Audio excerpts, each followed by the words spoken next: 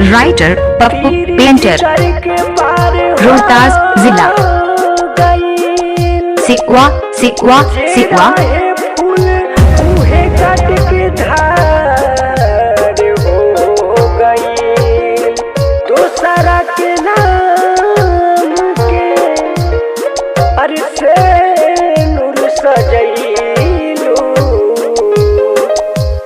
अरे हमारे तो जिंदा जवानी बेकार हो गई। राइटर पप्पू पेंटर, रोहतास जिला।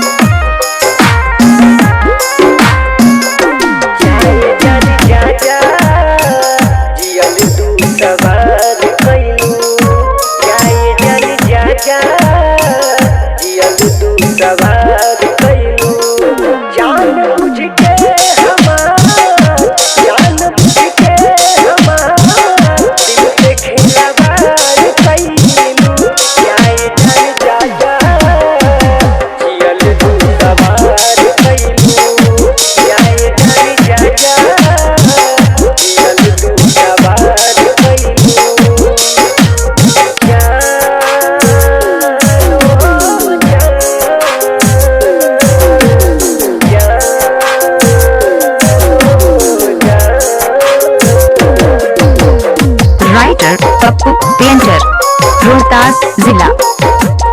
Mobile number 76 34 87 42 76।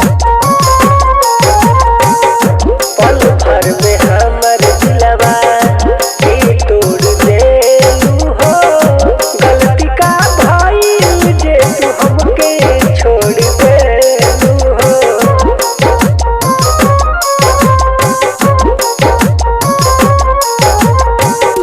पल भर में हमार दिलवा के तोड़ देलू हो, गलती का भइल जे तू हमके छोड़ देलू हो।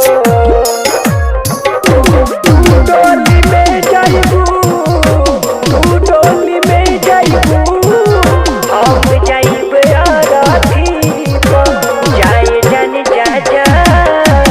दियल तू सवार कइलू, जाए जान जा जा। दियल तू सवार कइलू। राइटर पप्पू पेंटर, रोहतास जिला।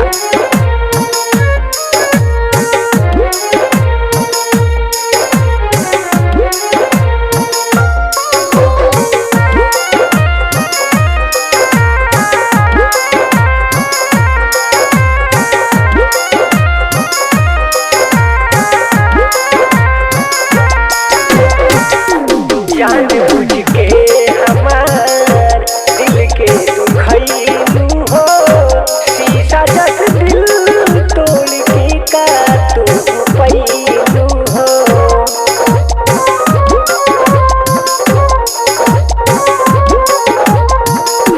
जान बुझ के हमार दिल के दुखैलू हो, शीशा जस दिल तोड़ के का तू पैलू हो। चंदन जान कहे, अखिलेश पप्पू कहे, मनीष के न भइलू हो, जाए जान जा जा। दियल तू सवार कइलू, जाए जान जा जा। दियल तू सवार राइटर पप्पू पेंटर, रोहतास जिला।